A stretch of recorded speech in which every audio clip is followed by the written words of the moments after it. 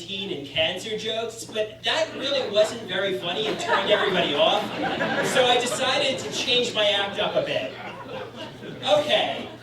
So growing up, I was forbidden to have a mirror in the house because when I did, I would pose in the mirror all day long, call myself the reflection of perfection, and yeah. So I am so handsome. This is like avant-garde. I don't even know what it is. So I noticed there was a suspicious mole on the back of my neck, and I know what you're probably telling yourselves. How did you notice the mole if there's no mirror in your house? Well, I am the lizard. I don't know. Okay, so I decided to get the mole checked out at the dermatologist. Did you ever notice when the doctor diagnosed me as having hypochondria? I was really concerned because hypochondria. Are there any creams you could prescribe for hypochondria? He told me no, it's actually just back knee. I was concerned about back knee too. Like, what is back knee? Is that like dangerous? He's like, no, it's acne on the back. Just wash with soap and water. Did you ever notice when a doctor's appointment requires you to be naked? Why do doctors knock before entering the room? For a full-body dermatology check, the guy told me to get into a gown, get naked, and he left the room. Before re-entering, he knocked. Why is he knocking? Is he warning me to stop rummaging through his latex gloves, Band-Aids, and cotton swabs? He might as well just burst in the door and say, I'm here now. I was jumping all over that joke. I should have was waiting for the last one again. So yeah, I'm here now. It's time to party. I'm naked. So what is he warning me about? Okay. So when I was about 18 years old, my mother belonged to this recreational center. At the recreational center, there was a gym, there was a pool, there was a basketball court. I would go to use the pool. Did you ever notice in gym locker rooms, there's lots of naked men? And they're not young, fit men either. They're elderly men. Most of them are fat, and they walk around with, tall, short, and they walk around with no shame. Me personally, I was trying to get changed into my bathing suit as quickly as possible so nobody could see. But these guys were having conversations with one another completely naked. So Chuck, tell me about the weather. I don't know, Donald, tell me about politics. And there were naked men zombies in the steam room, in the sauna. They were everywhere. So I got a wise idea to steal gowns from my dermatologist. Hand them out to their cupboard. Why were there so many naked men in gym locker rooms? It's really, I don't understand it. So how many of you have a smartphone? If you don't have a smartphone, I'm guessing you're either living under a rock or you're from North Korea. Well, since you're here at the comedy club tonight, I'm guessing you're not from North Korea. I assume, I don't know. Okay, how do you program names into your phone book? I program people in by their full name. For example, my mom I program in as Christine North, my dad I program in as Robert Kolaski. They think that's weird. They think I should have them programmed in as Mom and Dad.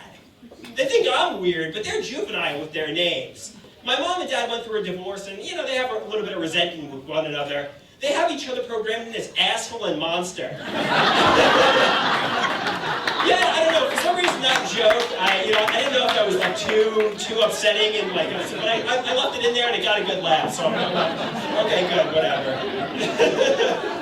So. When you know somebody's first name but you don't know their last name, how do you program them in your smartphone? For example, this guy I met doing comedy, his name is Timothy. I call him Timothy Comedy in my phone book. This guy I met doing at a philosophy class at college, I call him Russell Philosophy. A woman I met on Tinder, her name is Samantha Tinder. I'm just joking, she was repulsed by me. Her name is actually Samantha Rejected Me. And there's a little devil icon next to her name.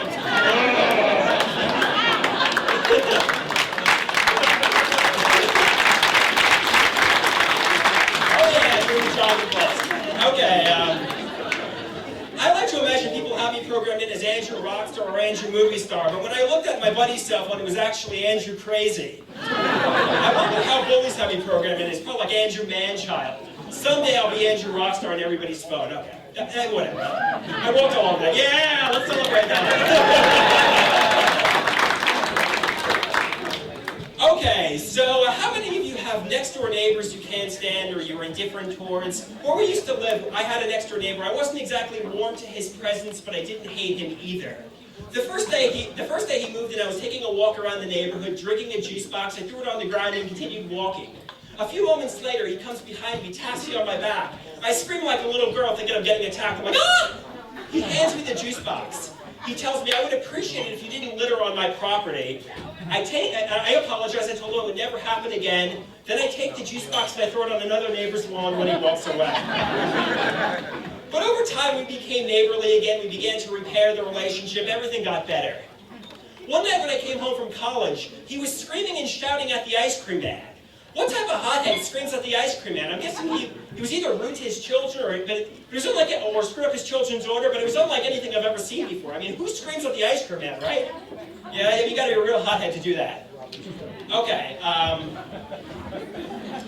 so a few days, weeks, months, maybe years later, there was a blizzard. And me and my stepdad were outside shoveling snow. It's hard back-breaking labor. The neighbor saw this, and he did have a snowblower, so he snow blew our driveway for us, and we were really thankful. So as a thank you, my stepdad got donuts for him and his small children. My stepdad took the donuts, brought them over to the neighbor's house, but the neighbor wasn't home at the time, so he took the donuts and they sat on our kitchen table. I love donuts, who doesn't? So I took one, then another, then another. When all was said and done, I ate half the box of donuts. I was going to tell my stepdad, we need to get him a new box of donuts. We can't present him with a half-eaten box of donuts. But he did not get the message in time. I was cringing. My stepdad presented him and his children with a half-eaten box of donuts. Oh. But the neighbor clearly knew, because during the next blizzard, he passive-aggressively only snow blew half of our driveway.